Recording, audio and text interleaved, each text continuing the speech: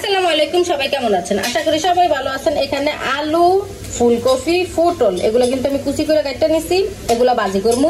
আর এখানে বেগুন আর আলু কাটতে নিছি, এই বেগুন আর আলু দিয়ে কিন্তু মাছ দিয়ে রান্না করবো।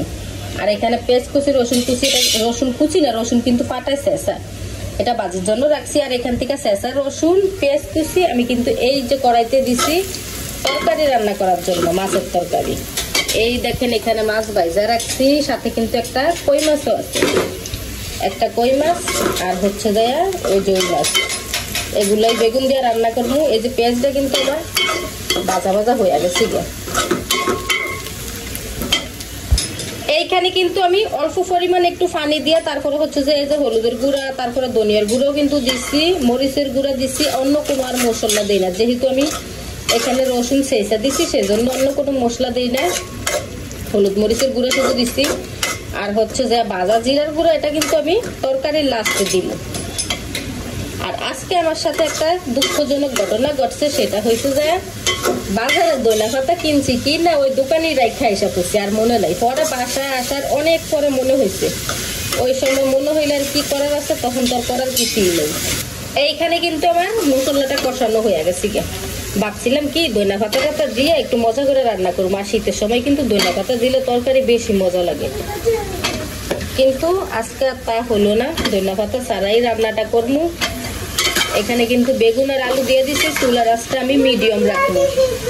ফেলে দাও বাবা, ফিফরা উঠছে আমার জানুর হাতে। এখানে আঁচটা কোনো পানি দিব না, চুলার আঁচটা একটু কমানো রাখবো, তাইলে কিন্তু সুন্দরভাবে কষানো হইব। আর ঢাকনা দিয়ে কিন্তু আমি ডাইকা দিব। বেগুন যেহেতু আঁচটা পানি দেওয়া লাগবে না, একটু কমিয়ে কষাইলেই চলবো। এই চুলায় কিন্তু এই যে পেঁয়াজ রসুন ভাজা ভাজা করে নিতেছি, এটা কিন্তু ভাজি করার জন্য। আর এই যে দেখেন তরকারির অবস্থা, এটা কিন্তু চুলার আঁচটা আমি মিডিয়াম রাখছি। এখন দেখি আমার তরকারির কি অবস্থা।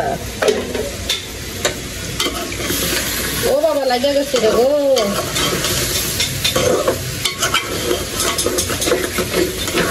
বেশি লাগে না, হালকা লাগছে। আর এরকম হালকা হালকা একটু লাগে গেলে তরকারি কষানোর সময় ওই তরকারিটা কিন্তু বেশি মজা হয়। আমি দেখছি মানে সাইড দিয়ে হালকা হালকা ভাবে একটু লাগে গেলে তরকারির মজাটা বেশি বাইরে যায়। এখন কিন্তু আমি জল দিয়ে দিব। তরকারিটা দেখতে কিন্তু মানে কষাইতেছে যে এখনই দেখতে খুবই সুন্দর দেখা যাইতেছে। এই তরকারিতে যদি দইনা পাতা থাকতো, দইনা পাতা দিলে কিন্তু এই তরকারিটা খুবই মজার হতো।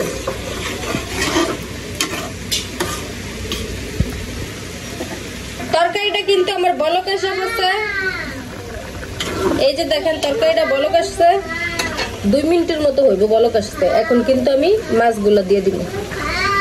পরে খাবো বাবা, তুমি রান্না করো। এখান থেকে আমার মেয়ে আবার তরকারি কাইটা নিচে রান্না করতেছে, মানে এমনি আর কি, বাচ্চাদের খেলা বুঝেন না। এখন রান্না করে আমার খাইতে বলতেছে। আমি খাবো তো,